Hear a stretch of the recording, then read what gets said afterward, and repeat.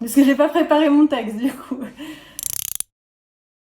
Je suis Camille Fourcade et je suis illustratrice et graphiste. Mais avant tout, j'ai fait une école d'animation, donc je me destinais plus au dessin animé plutôt qu'à la BD. Le fait de découvrir le dessin, de me rendre compte que c'est vraiment ça qui me plaisait, et tout ce qui est graphique et vraiment tout simplement dessin sur papier ou sur tablette. C'est ça que j'ai commencé à travailler, j'ai abandonné un peu tout ce qui est 3D et narration animée.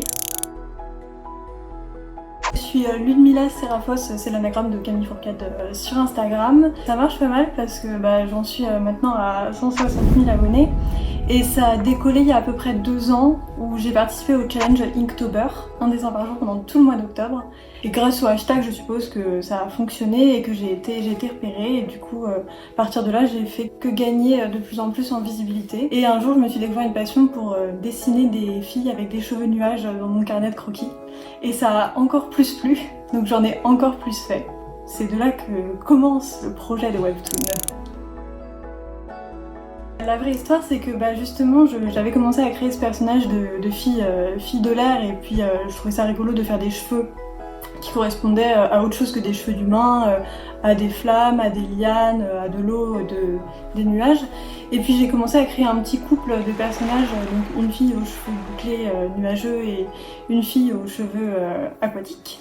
Et ça plaisait énormément, et en fait, quand on dessine quelque chose et qu'on le pose sur un réseau social et qu'on a de l'approbation à propos de ce projet, c'est pas toujours le cas, il faut pas toujours s'y fier, mais quand ça marche bien, on se dit que c'est une bonne idée et que ça plaît, et forcément du coup ça m'a encouragée à encore plus les dessiner et à commencer à créer une petite histoire autour d'elles, jusqu'à les mettre en scène dans une petite BD que j'avais fait pareil, toujours en croquis, dans mon carnet pour m'amuser. Quelques semaines après, j'ai reçu un mail dans mes spams en plus, je viens en fait de les vérifier, d'un éditeur freelance de Webtoon Factory qui m'a dit qu'il y avait peut-être du potentiel dans mon style pour en faire un webtoon, et qui, du coup, qui m'a proposé de créer un scénario pour faire partie de l'aventure Webtoon Factory.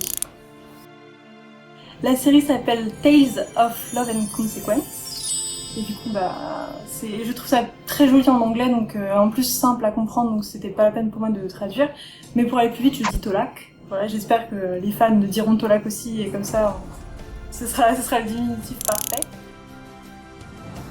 C'est l'histoire de 2 déesses, une déesse de l'air et une déesse de l'eau, qui sont amoureuses l'une de l'autre, malgré le fait que cette relation soit très mal vue par leur clan respectif, et qui vont se retrouver bannies du monde des dieux, pour atterrir dans le monde des humains. Donc elles ont toutes les deux une vision très différente, l'une les apprécie et l'autre les déteste. Et leur vision, du coup, alors qu'elles vont être séparées et immergées dans ce nouveau monde des humains, va être confrontée à ce qu'elles vont découvrir, à la réalité, ce qu'elles vont apprendre de l'humanité. Disons que l'objectif pour moi en 24 épisodes, c'est d'essayer de raconter des histoires, enfin une histoire, avec plusieurs scénarios qui s'entremêlent un peu. Comment les relations entre les individus, et notamment les sentiments amoureux, peuvent développer de l'affection, de l'attachement, et du coup nous pousser à changer, à évoluer. Et du coup je trouve ça intéressant comme thème, et c'est quelque chose qui pourrait intéresser les lecteurs. Et en plus de ça, il y a une histoire, une sorte d'aventure, une sorte de mini road trip fantastique. J'ai lu ça encore nulle part, même si je m'inspire de beaucoup d'autres œuvres. Du coup, si vous voulez découvrir un peu mon univers et en savoir plus à propos des dessins que je poste sur les réseaux sociaux, voilà, il faut lire Tolak. Faire des cases sur une planche imposée, ça me semblait naturel. Alors quand on m'a proposé de faire un webtoon, que je connaissais très peu finalement comme format, je me suis renseignée, j'ai regardé pas mal de webtoons et j'ai vu que c'était très différent, mais qu'en même temps il y avait énormément de possibilités, énormément de nouvelles choses à essayer de créer, à tenter, notamment tout le défilement vertical qui correspond assez bien au début de mon histoire, avec tout ce qui est aquatique, profondeur de l'océan, descendre les différentes strates de l'eau. Et du coup finalement je m'y suis tellement habituée que j'ai l'impression maintenant de préférer le format webtoon au format papier. Aussi parce qu'on a beaucoup d'endroits où l'écran finalement est destiné à une seule case, alors que dans la BD les cases sont petites et se répondent entre elles, donc c'est aussi un avantage, mais maintenant regarder une page de BD classique me paraît un peu plus fouillis que du webtoon, où on est beaucoup plus sur des rails, et ça me semble un peu plus simple. Moi j'adore travailler sur iPad Pro, justement, c'est quelque chose que j'ai découvert grâce au webtoon. Enfin je l'avais déjà avant, mais je m'en servais pas beaucoup. Et en fait pour moi l'iPad Pro c'est le compromis parfait entre un dessin numérique et un dessin croquis. et je m'en sers maintenant pour faire quasiment tous les lines. J'ai vraiment l'impression de tenir mon carnet de croquis. Il y a des broches qui ont exactement le grain des Critérium, des crayons 6B, enfin c'est vraiment nickel. Et par contre l'iPad Pro n'est pas du tout assez performant pour faire des très longs panels de webtoon.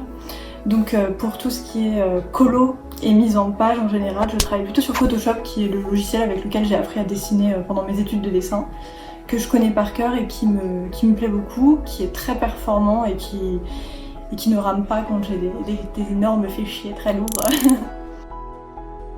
C'est ma sœur qui vit à Paris, et quand je lui ai dit que j'allais travailler pour Webtoon Factory, elle a tout de suite regardé et c'est la première qu'elle a lue, et elle l'a lue en entier. Elle m'a dit mais faut que tu lises ça, c'est trop bien.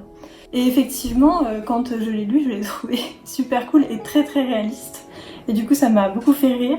J'ai lu Louise aussi, qui pas mal résonné en moi en tant qu'ancienne étudiante en art et ancienne étudiante parisienne aussi.